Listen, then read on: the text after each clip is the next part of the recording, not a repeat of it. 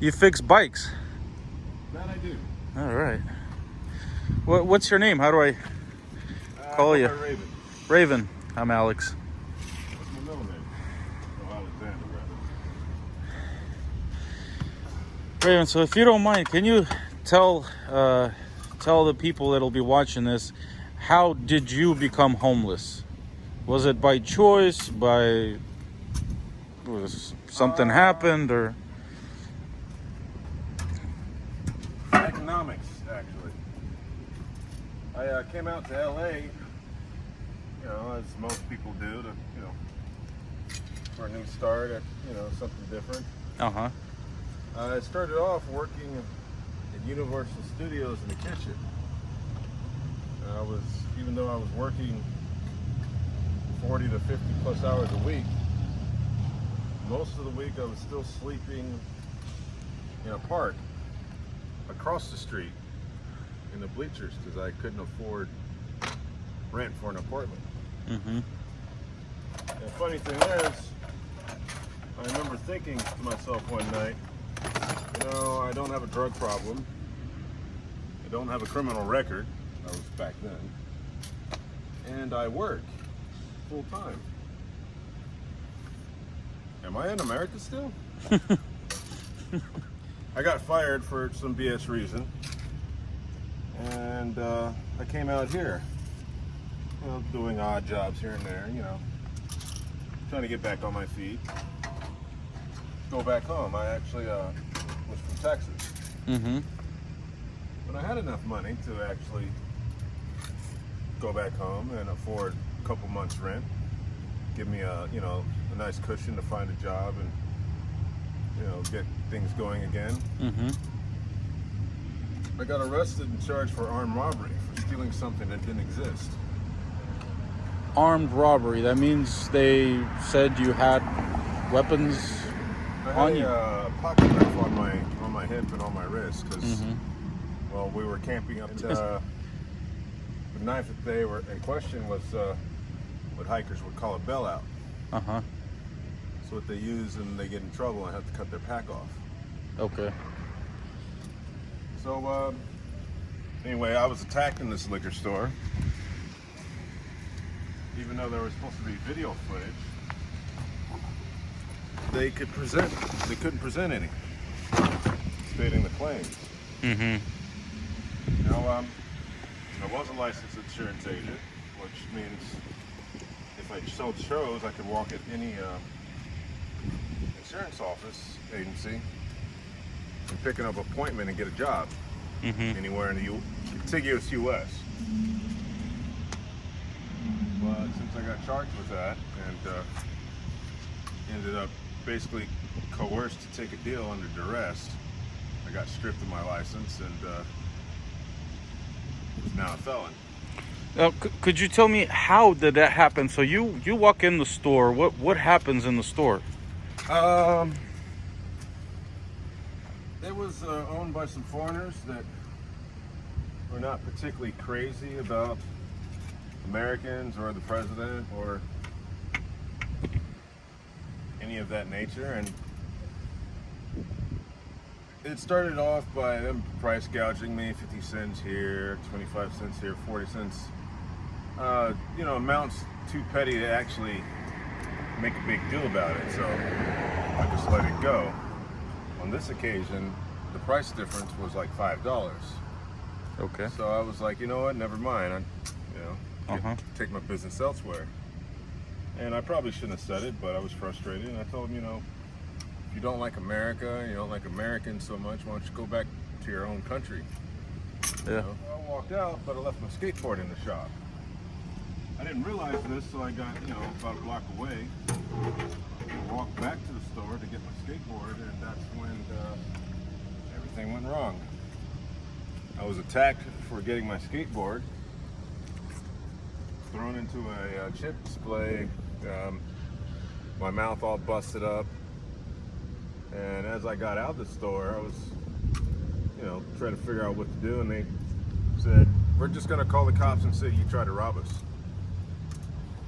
That's what they said. Yep. Okay. I then remembered I had a cell phone and I called 911 as well. But since I didn't have the exact address and I was on the side of the PCH highway, my call went out to Highway Patrol, their call went out to LAPD. Guess who showed up first? Mm-hmm. So, the rest is pretty much history. Got charged with armed robbery, even though there wasn't any proof of anything. No Charged video with armed evidence. robbery without any proof. That's... No video evidence to back up their claim, Mm-hmm. but I was still detained anyway. I figured, you know, this is going to be, they're going to figure out it's a big mistake, you know, I'll get cut loose. See, in Texas, when you get arrested, you see a magistrate in a matter of hours, which is basically a stand-in judge. Well, here, it's a few days. Mm-hmm. And then goes on a long, drawn-out, lengthy court process, which I wasn't prepared for. I'd never been in trouble before, so I'm in jail with. They had me in the violent offenders category. So I mean, I'm not in the best company. And the way the system is set up is, whether you're innocent or not, they pretty much force you to take a deal. Uh-huh. So they're condemning you to start. You know, no one wants to be in a situation like that, and they make it worse on purpose so you do cave.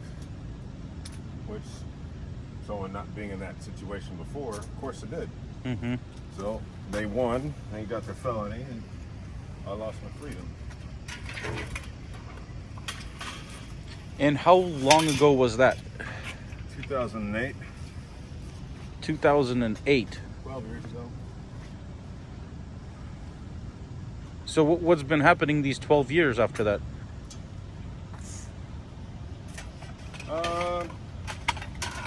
I mean, how long ago did you become homeless? Or was that... Well, I mean, I was homeless since 2006, but it really wasn't like a permanent situation. That's when you moved here and you were working.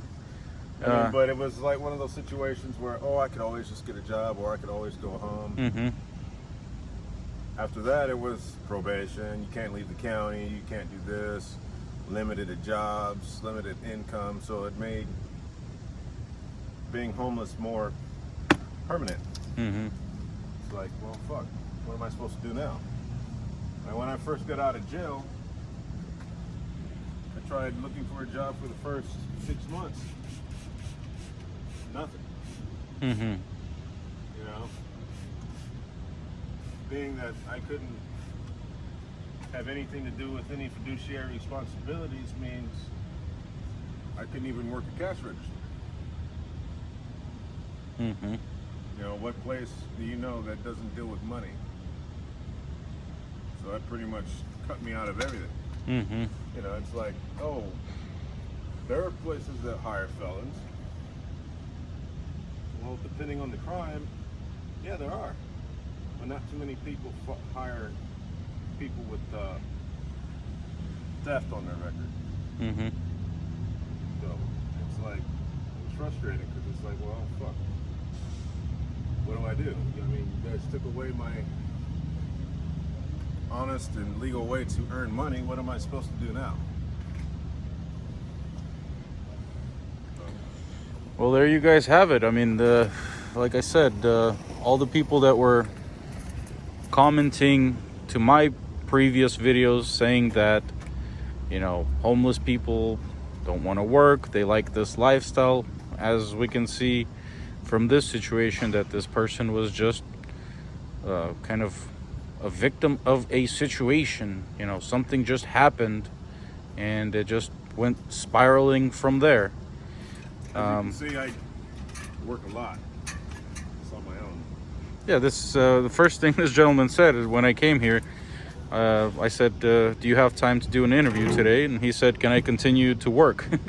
So that was the first thing that kind of caught my attention. So this person wants to work, just he can't get a job because of the situation that happened. Just a random situation that just happened to someone, you know what I mean? And I'm not the only one either. and that's exactly right. That's exactly right. And so this is why I came back out here to do this, to show people that there are homeless people out there that want to work. They want to have a house to live in. They just cannot because of the circumstances. Now, again, let me try to explain to you guys my plan of cleaning up LA. So there's 2 steps to it. The first step is actually cleaning up LA. So, you know, we get donations, we get just rent trucks, or we can hire people to go and pick up trash and just clean everything up. After that, after people that donated, they see that we're doing what we're supposed to.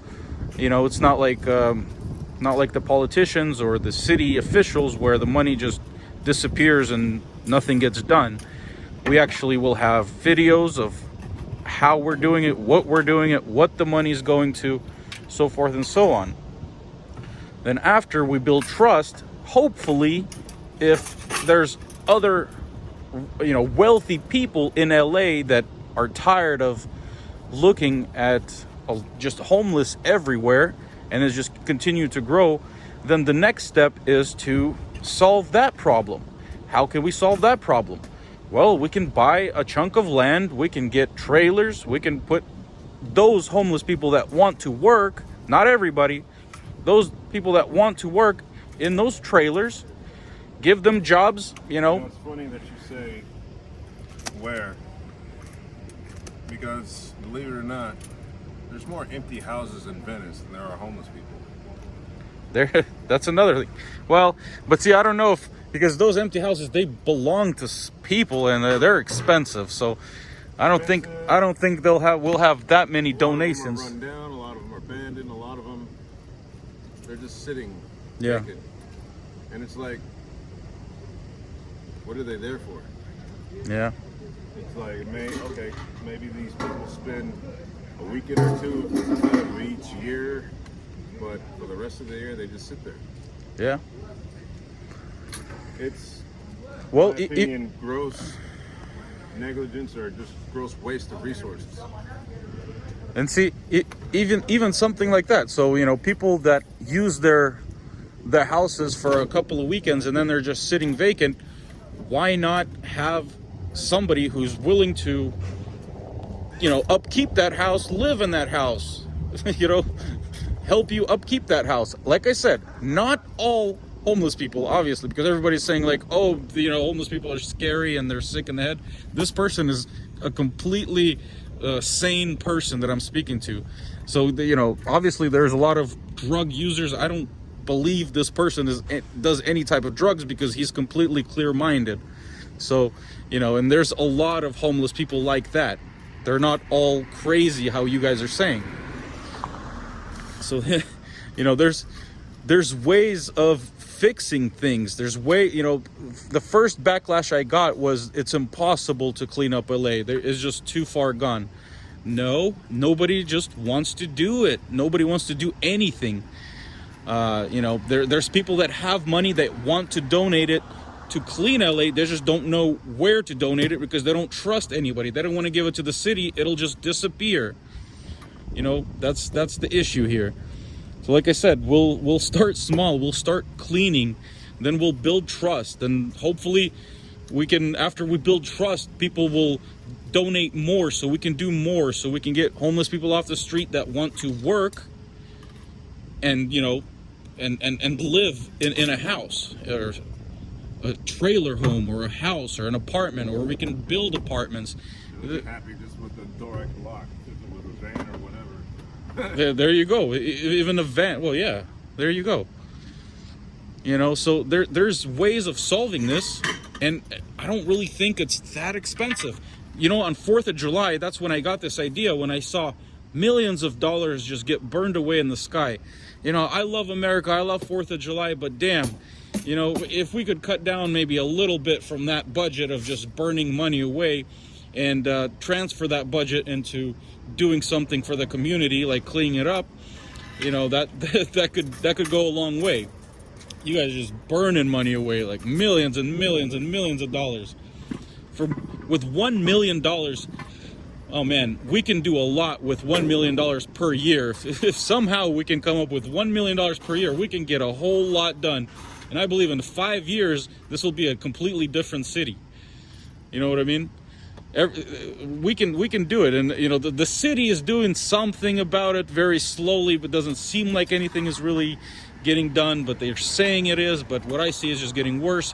So let's help the city, because it seems like they're just not able to do anything for whatever reason. Let's help them, and let's do it ourselves. You know, the community. That's my plan. It's a very simple plan. Stop sitting around and not doing anything. See, that's the problem. Venice used to be, there's a time. So guys, there you have it. A completely clear-minded person that is homeless and that's ready to work. He wants to work. He wants a place to live. I mean, those that are still thinking that, you know, homeless people are just you can't just say that everyone is the same. Everyone is different. Just look, I mean, if I go talk to every single one there, obviously everybody's going to have a different story. One person can be completely out of their mind. The other one is completely sane. You know, it's just going to be different. And we have to make it to where we can give the people that want to change, that want to, you know, they don't want to live this way, give them a chance. You can't just say, just leave them, let them be, you know, they like that lifestyle. Commenting on my videos, they're saying that all homeless people, without any exclusions, love that lifestyle. And I'm trying to say that maybe there's 10% that don't. I think there's more than 10%. And see, this gentleman thinks there's more than 10% that don't like this lifestyle.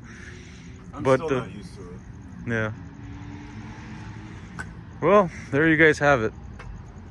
We came out. A friend of mine told me, or my ex told me, you don't act homeless. I was like, what's that supposed to mean? I was like, isn't that the point? You know, if I'm going to rub elbows with you know, different society groups, I don't want them to view me as homeless. You know, Yeah. it's not going to get me anywhere.